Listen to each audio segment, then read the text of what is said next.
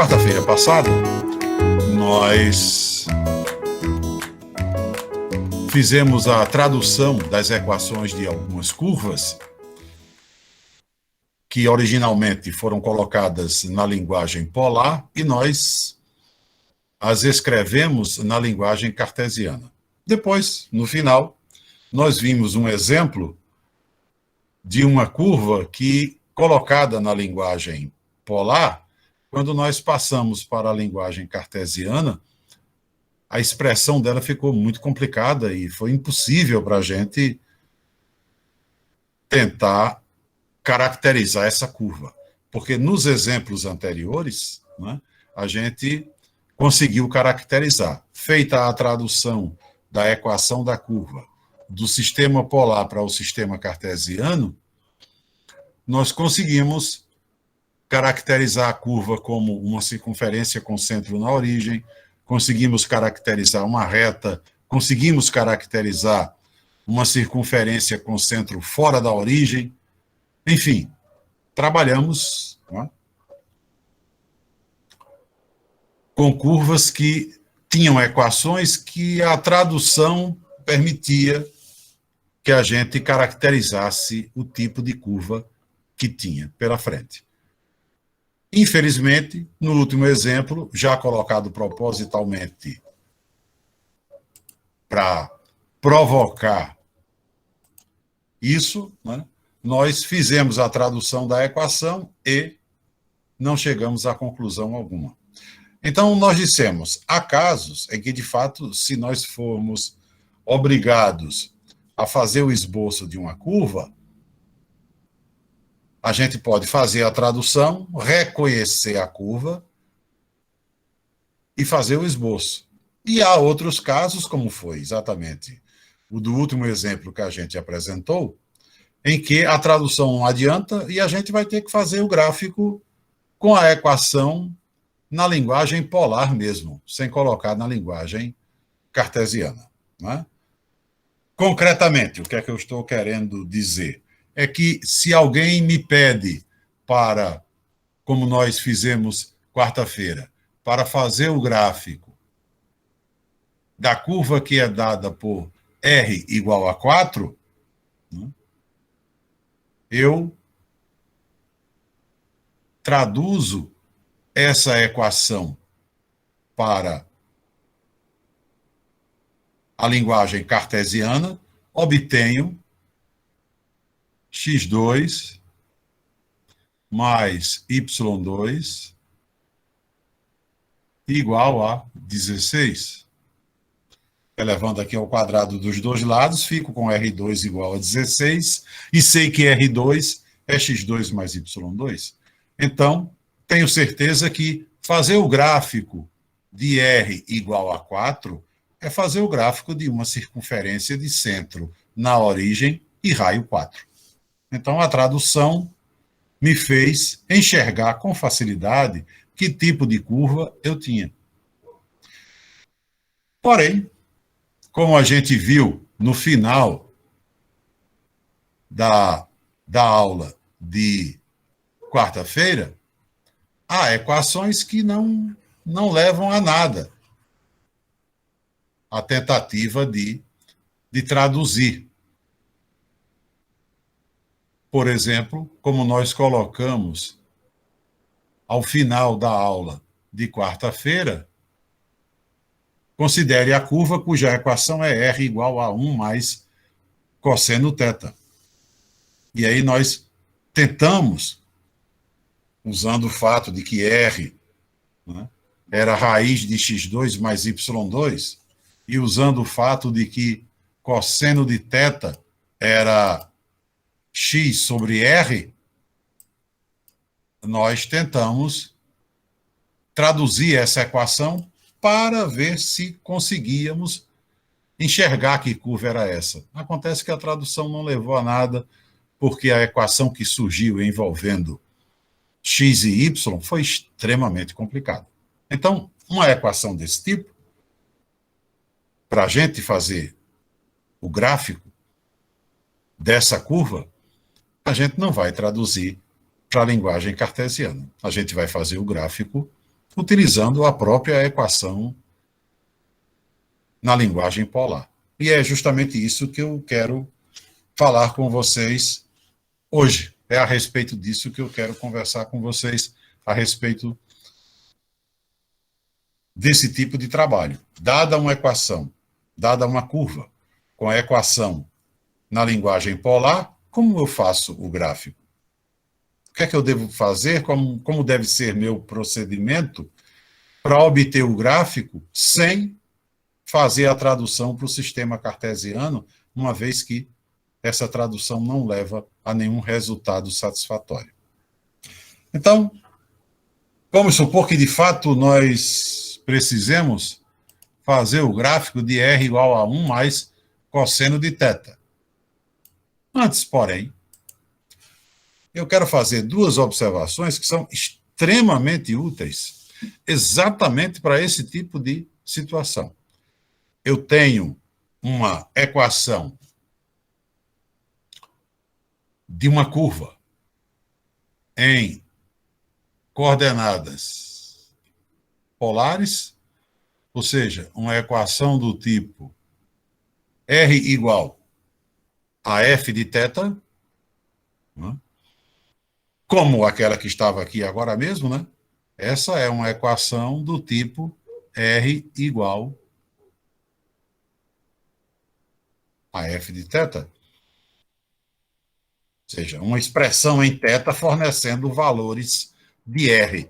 É evidente que, numa equação dessa natureza, para cada valor de θ que você substituir aqui, calcula o cosseno, soma com 1, obtém um valor de R. Obtém um valor de R.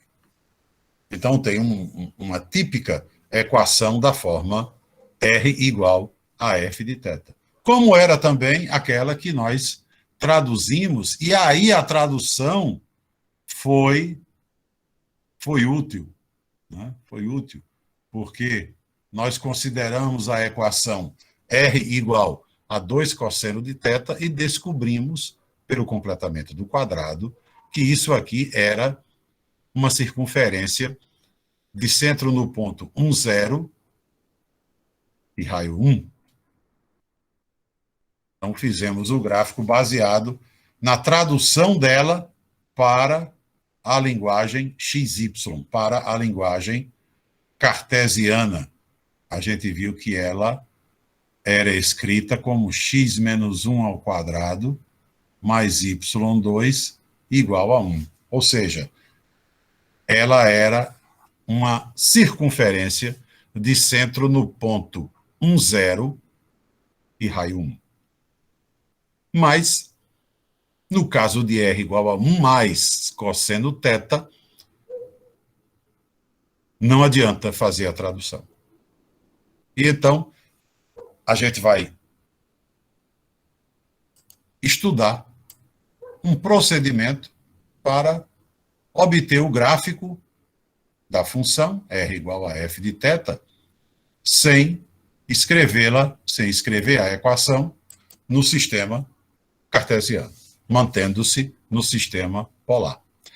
Para isso, como eu falei, eu quero fazer duas observações, que são extremamente úteis quando a gente vai fazer gráficos de funções no sistema polar.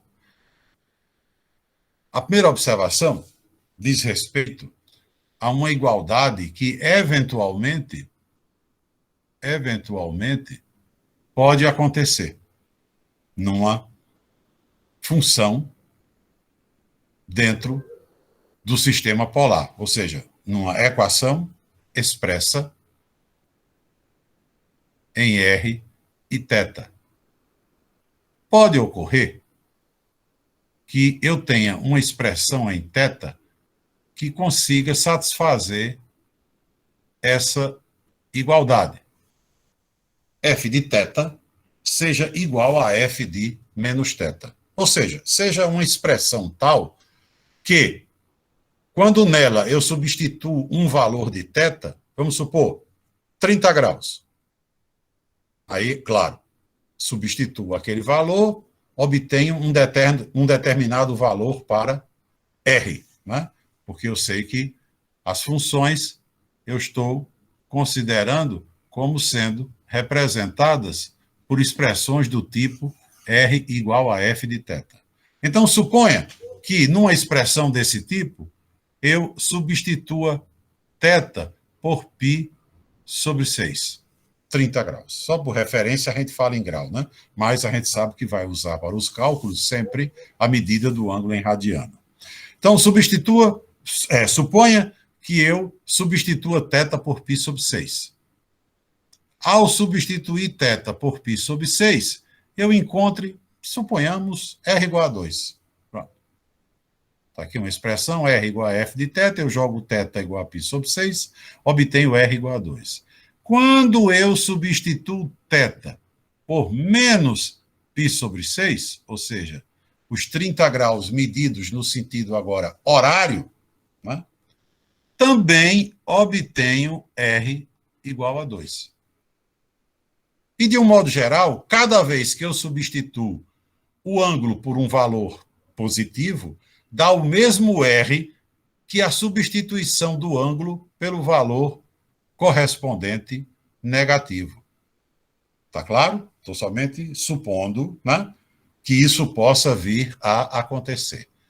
Se isso acontecer, que conclusão eu tiro a respeito do gráfico da função R igual a f de θ? Eu estou em mãos com a função R igual a f de θ e acabo de descobrir que, para qualquer valor de θ, ao substituir θ por um valor positivo, obtenho um R. E esse mesmo R é obtido quando eu substituo θ pelo correspondente valor negativo, como eu exemplifiquei aqui. Digamos, por exemplo, coloco θ igual a π sobre 6, dá R igual a 2. Coloco θ igual a menos π sobre 6, também dá R igual a 2. Então, o f de θ, que é o R, é o mesmo que o f de menos θ. Se isso acontecer, a conclusão a qual eu chego é uma conclusão imediata, bem simples. Veja o que é que acontece. Eu tenho aqui, eu estou no sistema polar, né? Então eu tenho aqui, suponhamos, o eixo polar, aqui, suponhamos que eu marque aqui aquela nossa reta de orientação que corresponde a 90 graus, ou π sobre 2, né? Coloque aqui. Sei que essa é a reta θ igual a 0, é o eixo polar. Aqui eu tenho o polo, e aqui eu tenho a reta θ igual a π sobre 2. Suponha, então, que esteja acontecendo permanentemente isto. Para todo valor de θ que eu substituo na função, o valor de R que eu obtenho é o mesmo que quando eu substituo menos θ. Então, o que é que acontece? Eu vou ter aqui, para cada valor de θ que eu coloco, então, suponhamos, como a gente falou, digamos que eu tenha colocado θ igual a 30 graus. θ igual a 30 graus, ou π sobre 6, é definido, é um ângulo definido por essa reta. E aí, com relação a esse ângulo, eu tenho encontrado, como a gente falou, R igual a 2. Então, eu teria, por exemplo, aqui 1, aqui 2. Então, eu teria esse ponto. E aconteça o seguinte, quando eu substituo na função θ igual a menos 30 graus, que seria os mesmos 30 graus daqui de cima, só que medidos para baixo, né, medidos no sentido dos ponteiros do relógio e não no sentido contrário. Né? Eu fazendo θ igual a menos π sobre 6, eu também obtenha o mesmo valor de R. E que isso vá acontecendo para qualquer ângulo θ. Ou seja, substituo aqui um outro ângulo θ, obtenho um certo valor de R. Aí, substituo. Tomo aqui o ângulo menos aquele valor que eu coloquei lá em cima e acabo encontrando o mesmo R. Isso acontecendo em todos os quadrantes, isso acontecendo para todos os tetas. Então, coloco aqui, marco um θ aqui no segundo quadrante, encontro um valor de R, aí marco esse mesmo θ no sentido dos ponteiros do relógio, vai ficar aqui no terceiro quadrante, e aí acaba acontecendo que eu obtenho o mesmo R.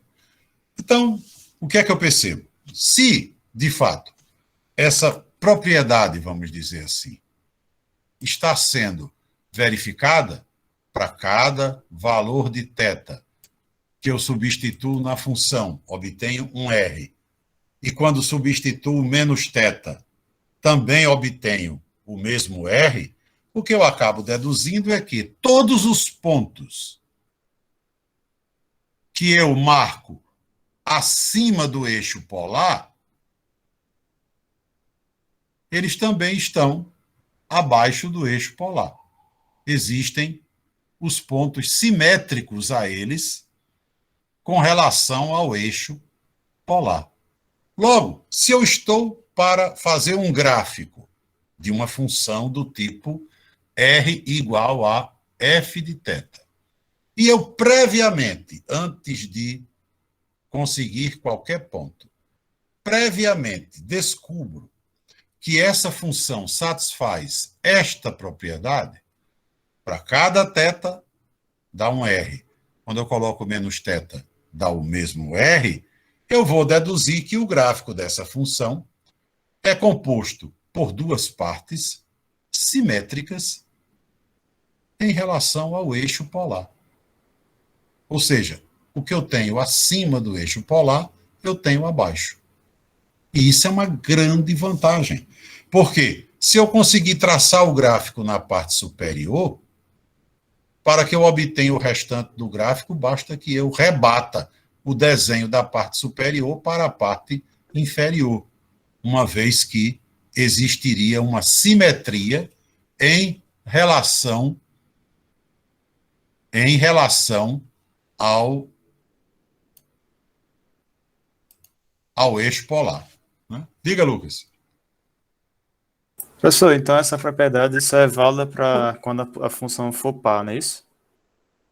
Ou não? Na verdade, né, ela se aplica perfeitamente para as funções pares, não tenha dúvida. Né? Porque equivale ao caso que, quando se estuda, né, as funções lá atrás, os conceitos fundamentais de função, né, toda função que satisfaz f de x igual a f de menos x é justamente o que caracteriza uma função par. Então, na verdade, essa simetria, ela, digamos, se mantém no plano polar e, claro, né, é válida para as funções que satisfazem essa característica, que são, de fato, as funções pares. Né? São as funções pares. Consequentemente, a conclusão, né, que a gente tira a partir desse fato, né, a conclusão que a gente tira a partir desse fato, f de θ igual a f de menos θ, é a de que o gráfico de f guarda uma simetria, né, em relação ao eixo polar. Conclusão é exatamente essa, né?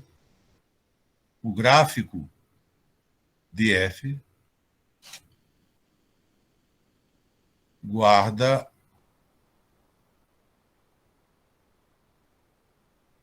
simetria em relação ao eixo polar.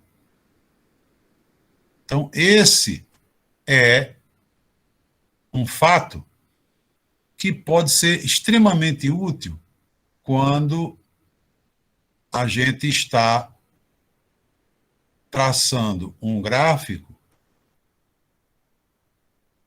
para uma função expressa em coordenadas polares.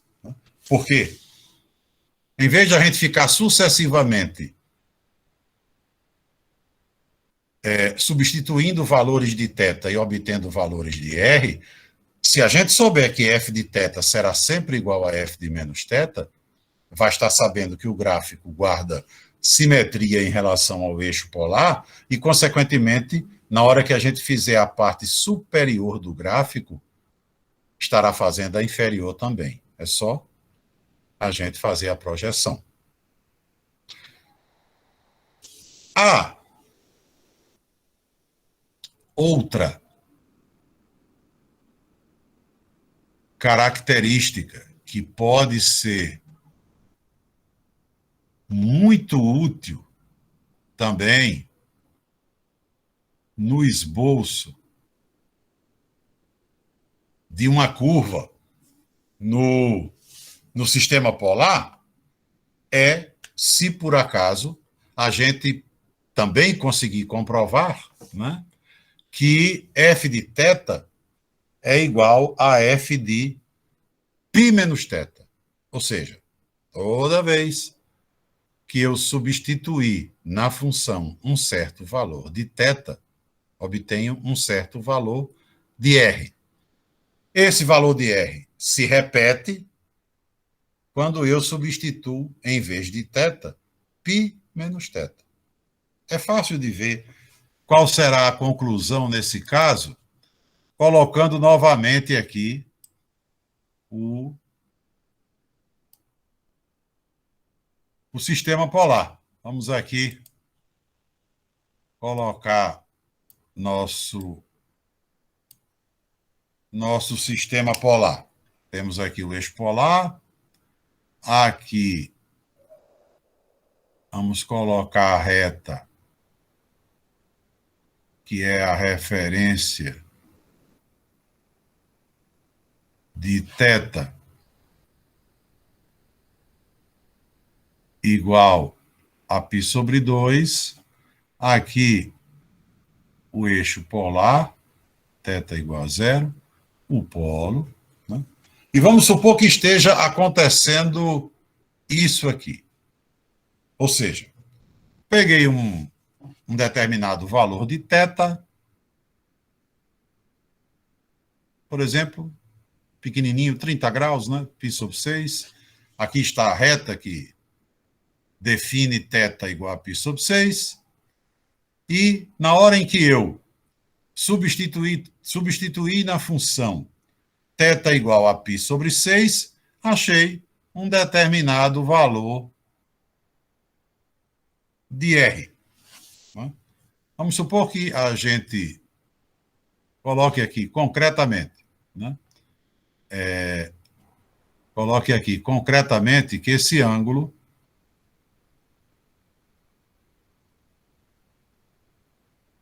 é o θ, que a gente substituiu, né? θ, e, evidentemente, esse pontinho aqui é o valor de R medido como distância sobre a reta que define o ângulo θ, a distância de R até o polo. E aí vamos supor, né, que quando eu fiz F de π menos θ, ora, o que é π menos θ? Π menos θ seria você ir até π e voltar θ, né? Π menos θ.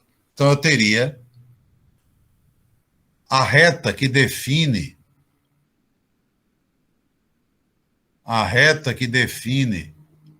π menos θ, né? Estaria nessa situação, uma vez que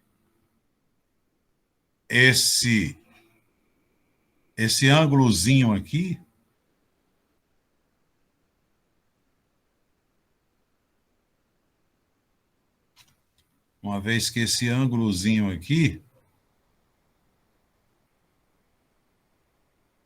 seria o mesmo θ.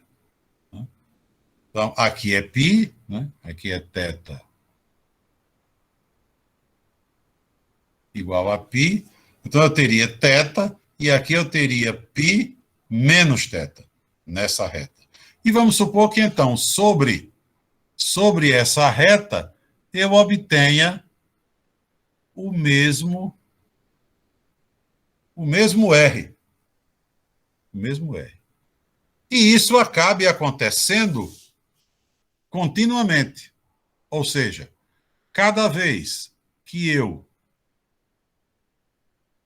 jogo um valor para θ e obtenho um valor para R, aqui à esquerda acontece a mesma coisa, que eu teria π menos o novo valor de θ, então eu teria uma reta por aqui, e nessa reta estaria também marcado o mesmo valor de R.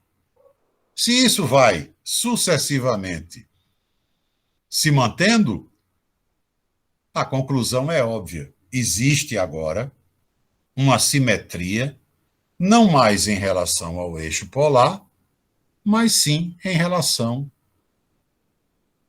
à reta θ igual a π sobre 2, em relação ao eixo imaginário vertical.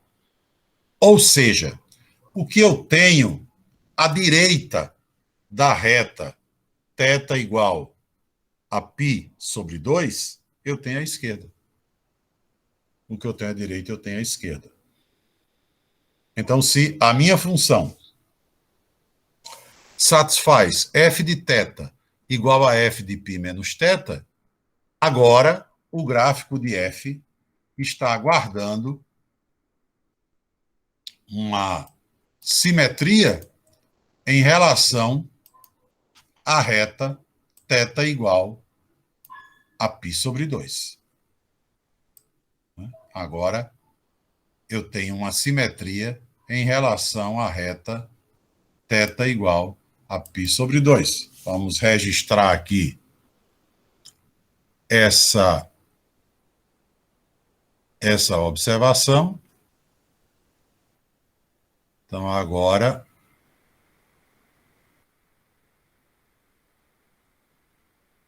o gráfico de f guarda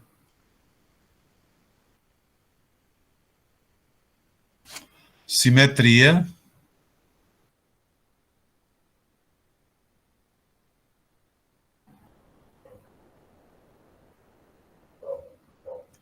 em relação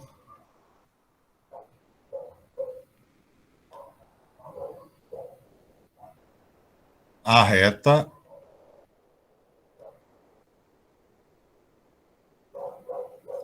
θ igual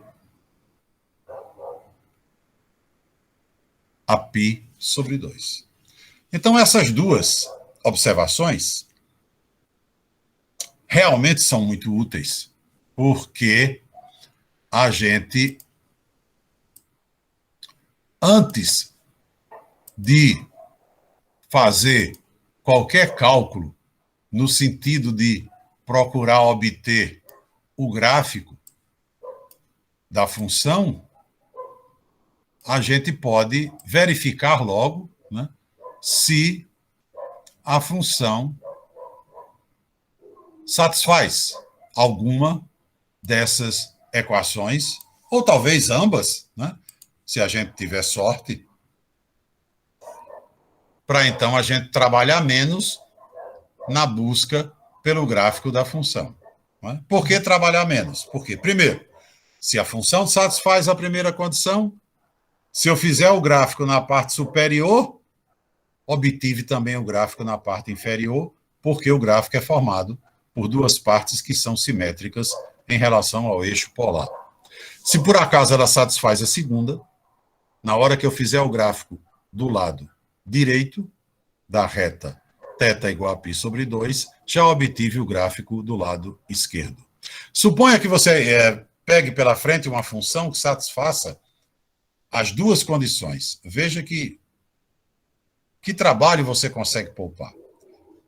Se você fizer o gráfico do primeiro quadrante, só do primeiro quadrante, pelo fato dela satisfazer a segunda condição, você já tem o gráfico do segundo quadrante.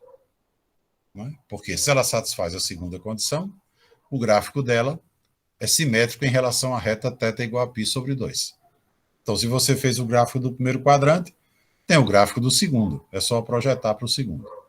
Aí, projetando para o segundo, você tem o gráfico de toda a parte superior.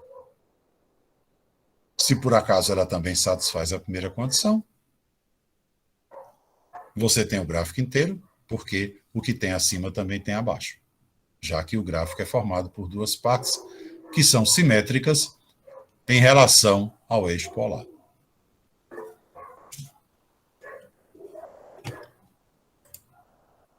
Diga, Lucas. Professor, eu entendi essa segunda observação, eu entendi a parte de simetria, mas eu não entendi em si o π menos um ângulo. Isso é só para simbolizar que vai estar no segundo quadrante ou no quadrante negativo, ou não? Tanto faz. É que eu não entendi. Toda vez que eu tiver um ângulo, eu vou ter que fazer, por exemplo, se for, sei lá... Não, você não vai precisar... Não, peraí, veja bem.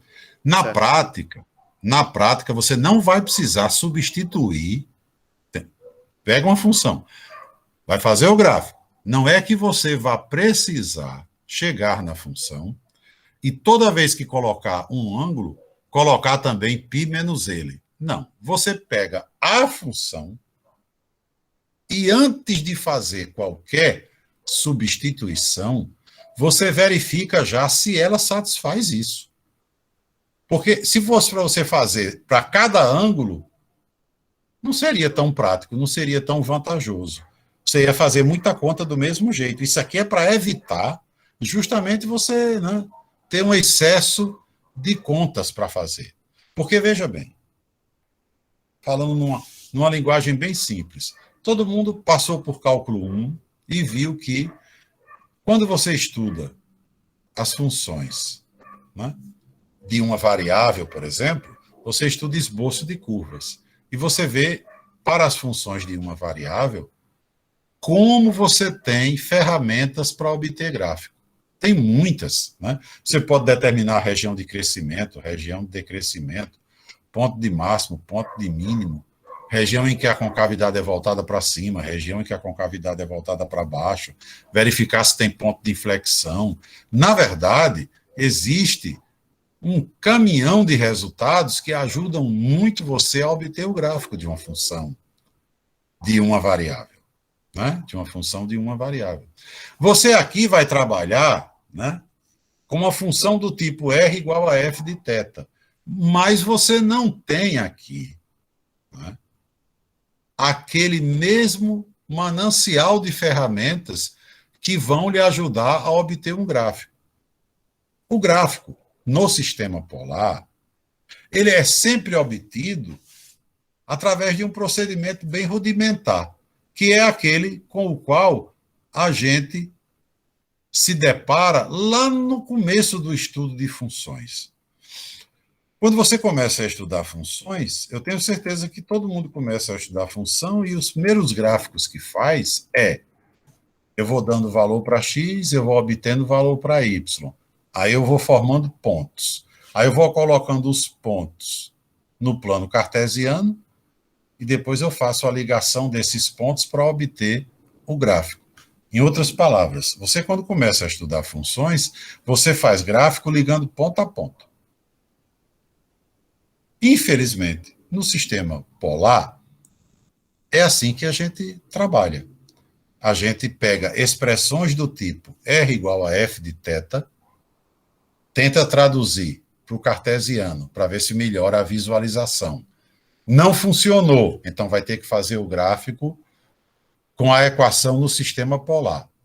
Aí, o que é que eu tenho que fazer? Vou criar uma tabela onde eu vou substituindo valores para θ e vou obtendo valores para R. E depois eu vou ligando esses pontos. É assim que a gente trabalha. Então, se antes de fazer essa tabela, eu já sei, por exemplo, que f de θ é igual a f de menos θ, né? Eu não vou precisar ficar substituindo θ e menos θ. O que eu vou precisar saber é que, na hora em que eu tiver o gráfico na parte superior, eu também tenho na parte inferior. Só isso que eu preciso saber. Como também, se eu conseguir comprovar que aquela expressão que eu tenho em mãos satisfaz f de θ igual a f de π menos θ, eu só vou precisar fazer o gráfico, por exemplo, do lado direito. Porque eu já sei que do lado esquerdo vai haver apenas o reflexo do lado direito. Mas não significa que eu vou fazer a substituição, não. Senão, não seria muito lucro, não. Né? Olha, concretamente, veja bem, concretamente, é melhor, não existe realmente uma maneira para se compreender nada de matemática que não seja, a melhor maneira que não seja pegando um caso concreto. Né? Bom, colocamos aqui os dois resultados. Agora vamos ver como é que eles funcionam. Né? Como é que eles devem ser verificados e, consequentemente, como é que eles devem ser usados. Usados, é evidente, se funcionarem, né? Se a coisa for verdadeira. Então, a gente tinha pela frente, né, a tarefa de fazer o gráfico de R igual a 1 mais cosseno de θ. Muito bem. Então, antes de montar qualquer ponto do gráfico, eu vou ver se essa função satisfaz a primeira condição. F de θ igual a F de menos θ. Então, quem é F de θ? 1 mais cosseno de θ. F de θ é o R. R é igual a F de θ. Então, F de θ, 1 mais cosseno θ. Então, eu vou calcular F de menos θ, para ver se coincide com F de θ. Quando eu vou calcular F de menos θ, eu fico com 1 mais cosseno de menos θ. Acontece que o cosseno satisfaz exatamente essa condição. Né? O cosseno de θ é igual ao cosseno de menos θ, para qualquer θ. Por quê? Né? Se você quiser graficamente enxergar isso, basta você colocar aqui, né? O círculo trigonométrico, aqui. Agora, você imagina que marcou aqui θ e aqui menos θ.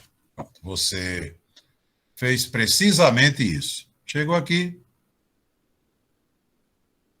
marcou o ângulo θ. Chegou aqui, marcou o ângulo menos θ. Agora compare. o cosseno de um com o cosseno do outro. Se você vai medir, né? Se você vai medir o cosseno, o que é que vai acontecer? O cosseno, você vai baixar aqui, o cosseno será essa distância aqui. Daqui para cá. Essa distância é o cosseno de θ. Se você vai medir o cosseno de menos θ, você vai subir aqui até o eixo x, e o cosseno de menos θ é precisamente a mesma distância. Então, o cosseno é uma função trigonométrica par. Ela satisfaz a condição cosseno de menos θ igual a cosseno de θ. Então, essa expressão aqui é a mesma coisa que 1 mais cosseno de θ. Portanto, eu não vou ter que ficar substituindo θ e menos θ. Eu já sei que, seja qual for o gráfico dessa função, r igual a 1 mais cosseno de θ, o que eu tenho acima do eixo polar é a mesma coisa que eu tenho abaixo. Por quê? Porque a expressão da função, que é 1 mais cosseno θ, satisfaz f de θ igual a f de menos θ. Já verifiquei para qualquer θ. Como também eu vou concluir que ela não satisfaz a segunda. Se ela satisfizesse, seria ótimo. Mas ela não satisfaz. Por quê? F de θ está aqui. 1 mais cosseno θ. F de θ, para que a segunda condição seja satisfeita, para que haja simetria em relação à reta θ igual a π sobre 2, f de θ tem que ser igual a f de π menos θ. F de θ eu conheço, está aqui. E eu vou calcular, então, agora, já tinha calculado f de menos θ, que coincidiu com f de θ. Agora eu vou calcular f de π menos θ. Ou seja, isso vai me dar 1 mais cosseno de π menos θ. Se você quiser, vem aqui para o desenho para deduzir também. Se não quiser utilizar o desenho, você simplesmente usa a fórmula do cosseno da diferença. Quando você tem algo do tipo cosseno de A menos B,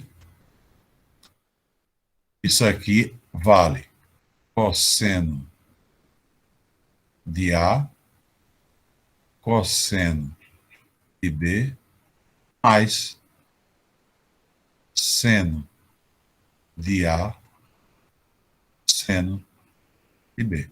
Então, se aqui você tem cosseno de π menos θ, você terá 1 mais. Então, o A é π, o B é θ. Então, você tem aqui cosseno de π, cosseno de θ, mais seno de π, seno de θ. Seno de π é zero. Então, esse segundo termo vai embora. E cosseno de π é menos 1.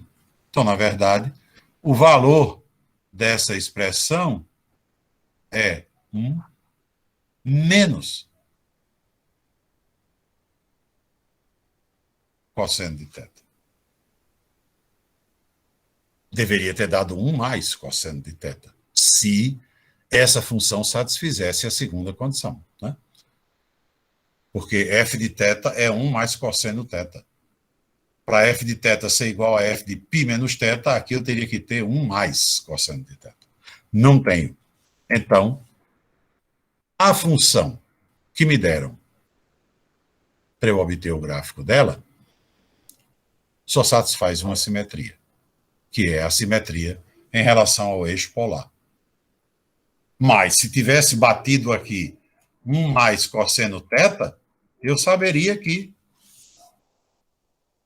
ela também seria simétrica em relação à reta θ igual a π sobre 2. E a vantagem foi aquela que eu falei. Se você, veja bem, não tem nada que substituir θ e π menos θ, muito pelo contrário, você praticamente não vai substituir nada. Né? Por quê? Suponha que uma função satisfaça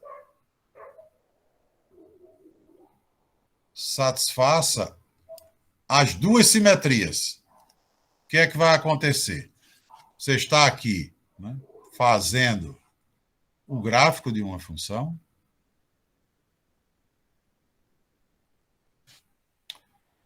Aí, suponhamos, você traçou o gráfico e obteve essa curva aqui, digamos. Como ela satisfaz a segunda condição, eu não vou mais substituir ponto nenhum. Digamos, eu substituí θ igual a 30, 45, 60, 90, e essa curva apareceu. Pronto.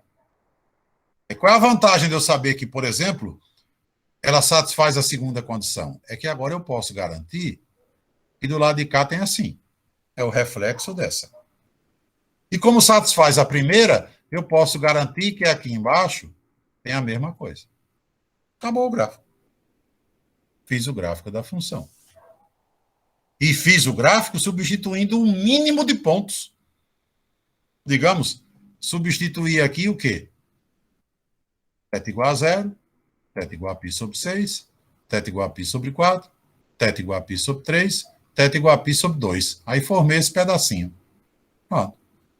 Como eu sabia das duas simetrias, satisfazendo a de baixo, a de cima, a de segunda, eu tracei esse aqui, e como satisfaz a primeira, eu tracei esse aqui, sem substituir mais ponto nenhum. A vantagem é justamente não substituir. Né? É saber da simetria sem substituir. Essa é que é a vantagem. No caso, então, de R igual a 1 mais cosseno de θ, a gente fica sabendo, né, que a simetria existe em relação ao eixo polar. Em relação ao eixo polar. Infelizmente, não há assimetria em relação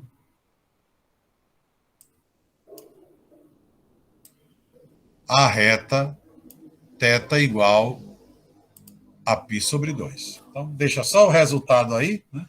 A gente sabe, então, que ela satisfaz essa simetria. E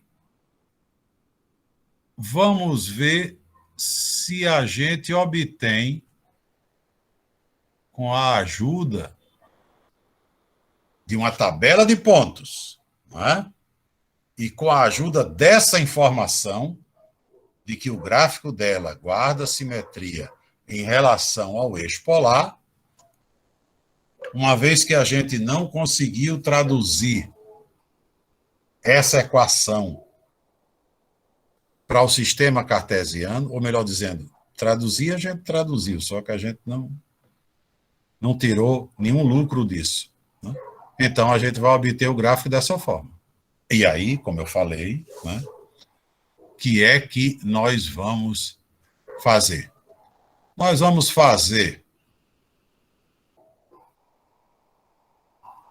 uma tabela, que é como a gente sempre procede. A gente vai fazer uma tabela para anotar aqui os valores que a gente for dando para θ e obtendo os valores de R. E, claro, como essa função satisfaz a simetria em relação ao eixo polar, na hora em que a gente fizer o gráfico na parte superior, acabou. A parte inferior é uma mera projeção. A parte inferior é uma mera projeção. Muito bem. Então, lá vamos nós. Primeiro de tudo, uma observação.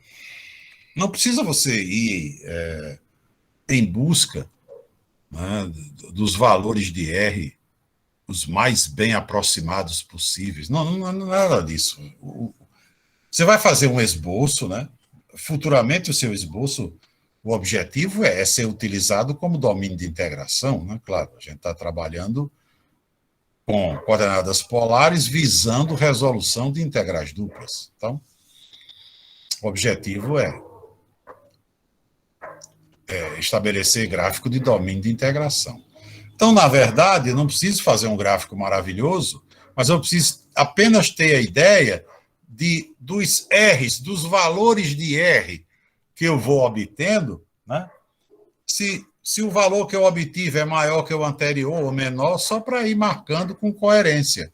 Mas eu não preciso ficar preocupado em obter valor exato para R, não é isso.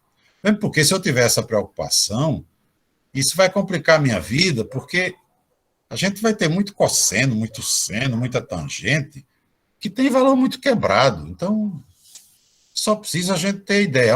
Esse valor de R eu obtive agora para θ igual a π sobre 6. Quando eu coloquei π sobre 4, deu esse aqui. Então, obtive um valor menor. O R diminuiu. Então, marco um pouco menos, um pouco menor. É isso que eu estou querendo fazer. E é isso que eu estou querendo dizer. Né? Muito bem. Então, nós vamos aqui fazer θ igual a zero. É evidente que a gente vai seguir, né, no sentido anti-horário, valores de θ positivo.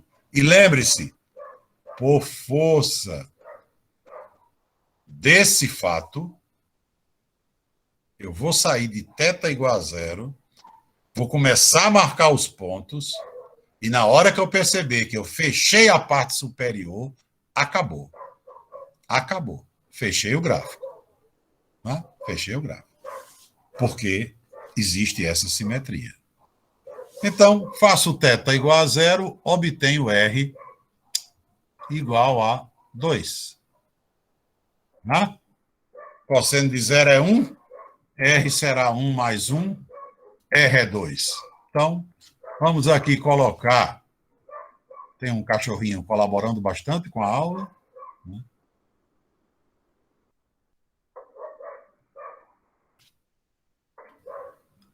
Vamos colocar aqui o nosso eixo polar. Θ igual a zero.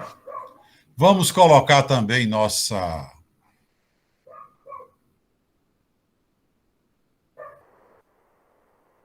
reta θ igual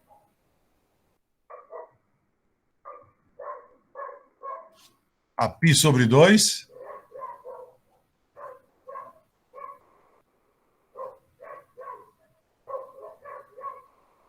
E nosso primeiro ponto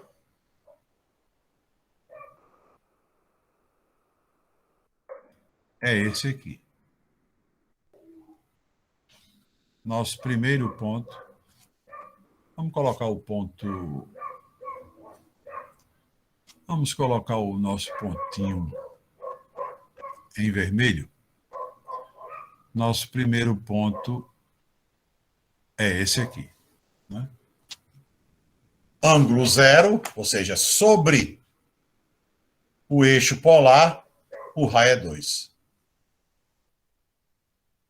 Vamos agora substituir θ por...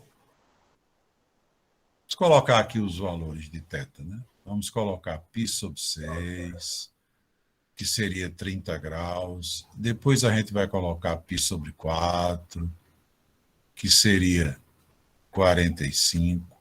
Depois π sobre 3. Depois π sobre 2. Vamos ver aqui, para esses ângulos, como é que fica. Então, quando for π sobre 6, π sobre 6 é 30 graus. Cosseno de 30, raiz de 3 sobre 2. Então, quando θ for π sobre 6, desculpe, né? Eu terei aqui o raio igual a 1 mais raiz de 3 sobre 2. Como eu disse a vocês, eu nunca uso calculadora para fazer esses gráficos. Tá? Eu gosto de ficar me baseando se aumentou o R, diminuiu o R. Né? Coloco a reta que define o ângulo θ igual a π sobre 6, eu diria que, digamos, estaria aqui, θ igual a π sobre 4 vai estar aqui, θ igual a π sobre 3 vai estar aqui, que é os 60 graus, e θ igual a π sobre 2, claro, está aqui. Então, aqui eu tenho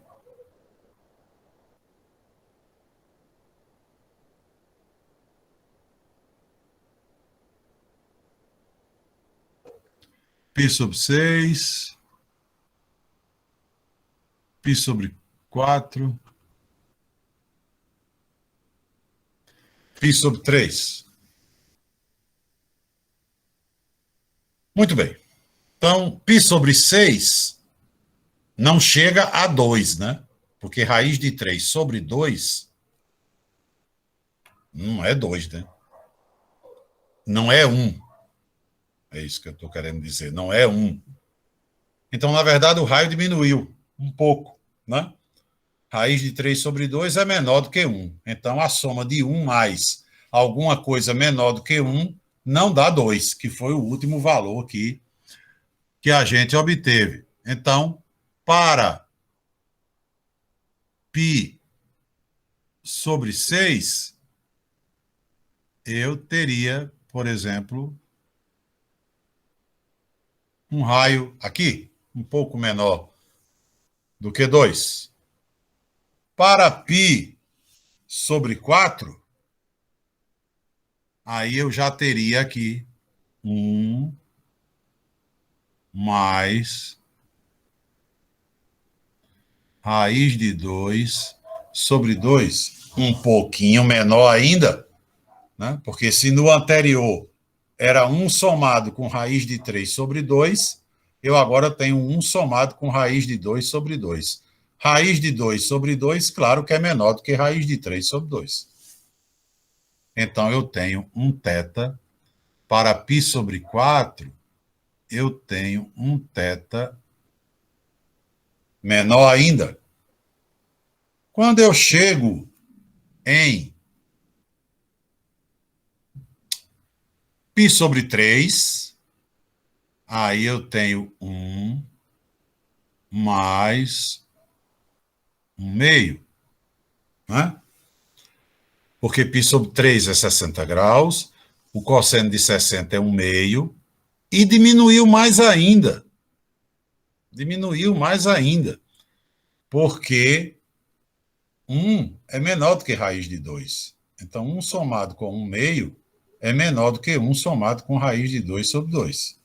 Então, eu tenho um raio que continua, né, continua diminuindo. Quando chega em π sobre 2, aí dá 1. Quer dizer, ele vai diminuindo de 2 até 1 no primeiro quadrante. Por quê? Em π sobre 2, o cosseno é 0, né? E eu fico com o raio igual a 1. Fica uma coisa mais ou menos assim, vai diminuindo.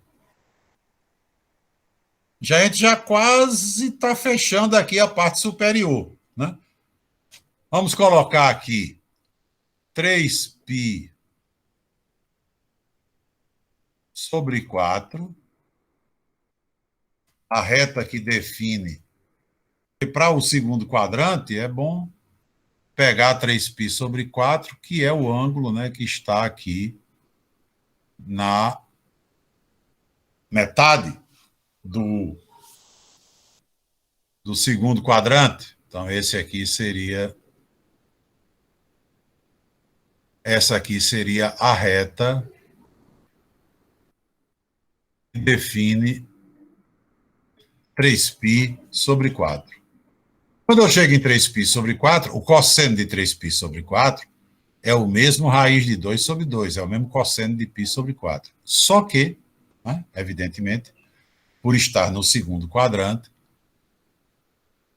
negativo. Então, 1 menos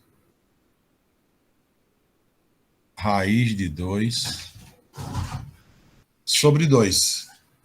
Então, é evidente que eu ainda tenho um número positivo, né? Tem um número positivo, porque raiz de 2 sobre 2 é menor do que 1. Então, 1 menos raiz de 2 sobre 2 é positivo. Mas continua diminuindo. 1 menos raiz de 2 sobre 2 é menor do que 1. Foi o último valor. Né? Então, eu tenho aqui um valor muito pequeno. Né? Muito pequeno.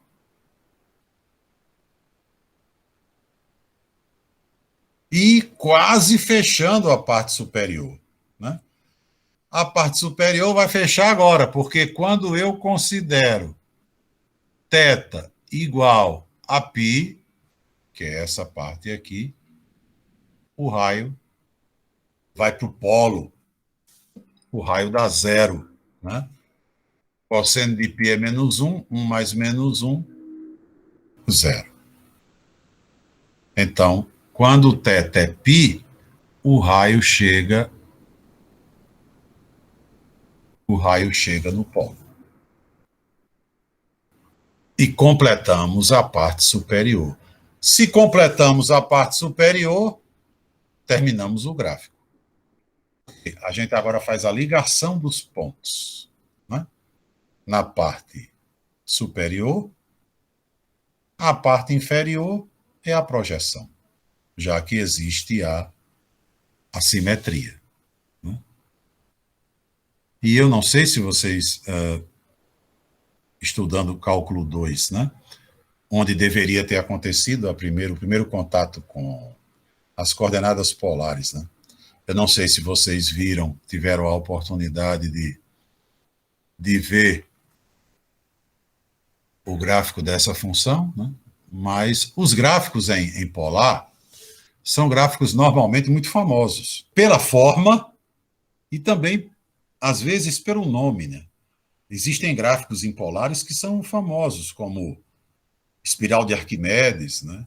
Lemniscata de Bernoulli, rosácea de 2 pétalas, rosácea de 4 pétalas. São gráficos interessantes os nomes que foram, né, dados para eles. R igual a 1 mais cosseno de θ. Não sei se vocês tiveram. Alguém teve contato com esse gráfico? Não. Alguém lembra-se, por acaso, né? Foi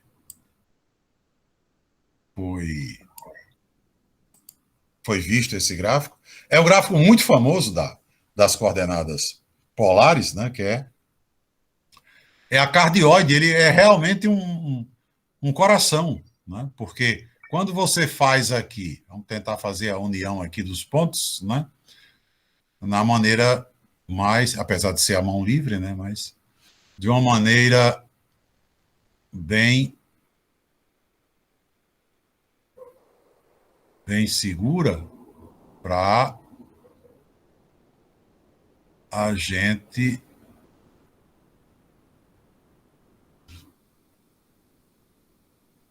não fugir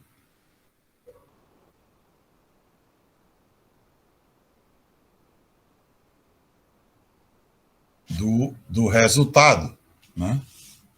Ele é um gráfico realmente desse tipo, né?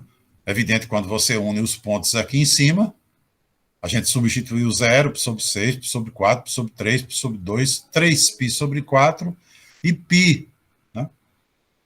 Foi suficiente para a gente traçar essa curva. E aí, por força da simetria, que a equação satisfaz, embaixo se tem a mesma coisa. E aí, né, por essa razão, da razão óbvia, né, esse gráfico, né, é chamado de cardioide.